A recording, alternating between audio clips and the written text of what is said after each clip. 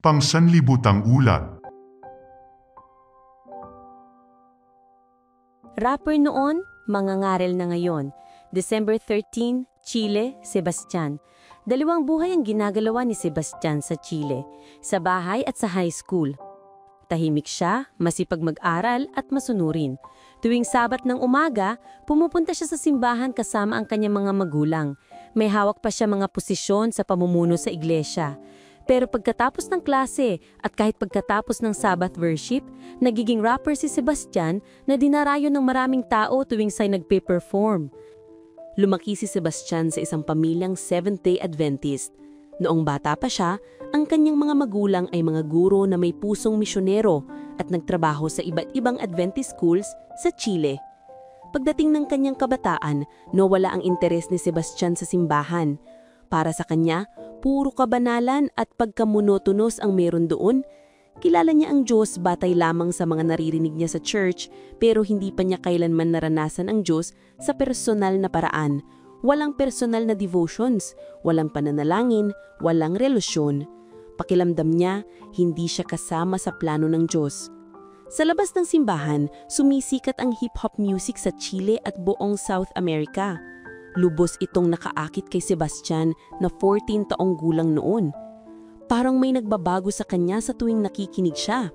Partikular siyang nahumaling siya freestyle rap, hip-hop na improvised o biglaan ang lyrics. Sumali siya sa mga rap battles kung saan ang mga kabataan ay nagtatalo at nag-aasaran tungkol sa kasaysayan, siyensya at relihiyon. Kailangan maging mahusay magbasa para manalo. Nanalo si Sebastian at hinihikayat siya ng kanyang mga kaibigan na ipagpatuloy ito. Nakikipagtagisan siya sa mga parks laban sa mga taong nasa mid-20s na. Isang Sabat ng hapon, nanalo siya sa debate sa pamamagitan ng matagumpay na pagdepensa kay Satanas. Nagustuhan ni Sebastian ang hamon at ang sikat na pakiramdam ng pagkapanalo. Umiinom siya at gumagamit ng iba pang bisyo na karaniwan sa mga rap battles. Lahat ng oras ay puno ng hip-hop ang kanyang buhay. Sa hindi kapanipaniwalang paraan, na itatago niya ang dalawang buhay na ito.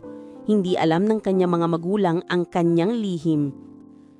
Lumipas ang 4 na taon. Dumating ang COVID, nag-lockdown ng Chile at na-stuck si Sebastian sa bahay. May mga online rap battle siya pero hindi ito tulad ng dati. Nawala ang kahulugan ng kanyang mundo. Sa unang pagkakataon ay naisip niya ang Diyos. Naramdaman niya ang malaking kawalan sa puso niya. May pagnais na lumago para makilala ang Diyos. Lumaki siyang mayroon silang family worship araw-araw.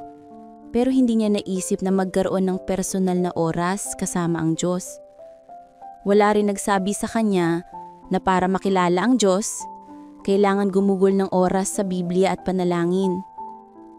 Nais na Sebastian na magkaroon ng relasyon kay Jesus at nagtanong siya kung ganito rin kaya ang nararamdaman ni Jesus para sa kanya. Kaya isang araw, nagdasal siya. Panginoon, gisingin mo po ako ng maaga kung nais mong makasama ko kayo. Sanay siyang mahimbing matulog at hirap bumangon, pero mula nang gawin niya ang panalangin na iyon, palagi na siyang nagigising ng 5 a.m. or 6 ng umaga. Sobra siyang natuwa. Sigurado siya na buhay si Jesus at interesado siyang magkaroon ng relasyon sa akin. Habang nagbabasa siya ng Biblia, natuklasan niyang ito ay higit pa sa isang libro. Ang mga talata nito ay mas malalim at mas kaakit-akit kaysa sa anumang rap verse na kaya niyang likain. Sa unang pagkakataon, nawala ang kanyang pagkalungkot. Hindi na niya naramdaman siyang mag-isa. Kumugol siya ng maraming oras kasama ang Diyos sa panahon ng pandemic. Nang lumuwag ang mga restrictions, sumama si Sebastian sa isang Adventist youth group na nagbebenta ng mga aklat sa bawat bahay. Lalong tumibay ang pagbabago sa kanyang loob na nagsimula noong pandemic. Sa pagbabahagi niya kay Jesus, naramdaman niyang tinatawag siya ng Diyos upang maging pastor. Ngayon, si Sebastian ay 21 years old na at nag-aaral ng theology sa Chile Adventist University sa Chilian. Isa siyang star student. Pinadala siya ng kanyang mga guro sa Bolivia upang dumalo sa Creation Conference ng South American Division. nagsisilbi rin siyang student chaplain. Ipinahayag ni Sebastian ang kanyang pasasalamat sa Diyos para sa oportunidad na mag-aral sa Chile Adventist University sa Chilean. Sabi niya, "Tunay na biyaya ito ng Diyos sa buhay ko dahil nakikita ko kung saan ako nanggaling at kung nasaan ako ngayon. Napakalaki ng pagkakaiba. Kailangan kong baguhin ang aking lifestyle, ang aking pag-iisip, ang mga pinakikinggan ko at ang mga bagay na kinukonsumo ko."